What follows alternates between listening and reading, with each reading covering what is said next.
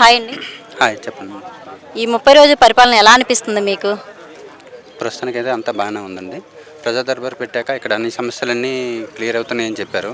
చెప్పడం వల్ల మా ఊర్లో కొన్ని సమస్యల వల్ల నేను ఇక్కడ వరకు రావడం జరిగింది. దాని గురించి ఈరోజు వచ్చాను. కొద్దిగా వర్షం కారణంగా ఆపారు. కాకపోతే ఇక్కడ ఉన్నవంటి కొంతమంది ద్వారా అధికారుల ద్వారా ఇవి సబ్మిట్ చేయమని చెప్పారు. దీన్ని కూడాను త్వరలో సమస్యను క్లోజ్ చేస్తామని చెప్పారనమాట. మీరు ఏ సమస్యతో వచ్చారండి ఈ ప్రజా దర్బార్కి?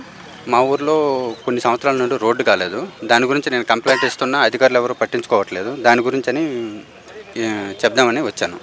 దాంతోపాటు కొన్ని ఊర్లో మే 2020లో ఈ ఉన్న వాటర్ ట్యాంక్ని కూల్చివేశారనమాట. కూల్చివేసిన తర్వాత ఇప్పటి వరకు 4 years అవుతుంది. ఏమీ వాటర్ అనేది ఇవ్వట్లేదు.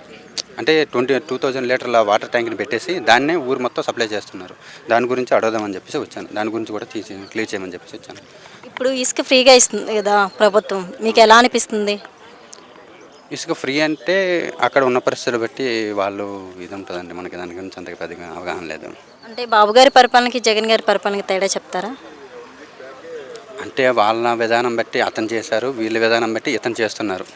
అది ప్రజల దీన్ని బట్టి జరుగుతూ ఉంటుంది. అది దాని గురించి ఎవరు దాన్ని చెప్పలేరు. నారా లోకేష్ గారి గురించి మీ అభిప్రాయం ఏంటండి?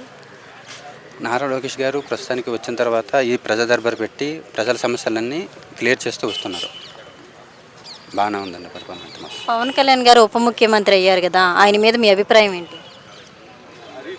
అతను కూడాను ప్రజల్లోకి వెళ్ళి సమస్యలు తెలుసుకుంటే దానిని ఎలా లోటుపాట్లను తెలుసుకుంటూ వాళ్ళ ప్రాబ్లమ్స్ని క్లియర్ చేసుకుంటూ వస్తున్నారు అతను కూడాను. అమరావతి ఫ్యూచర్లో ఎలా ఉండబోతుంది అంటారు? మరొక బెంగళూరు అంతే. Okay, thank you. వెల్కమ్.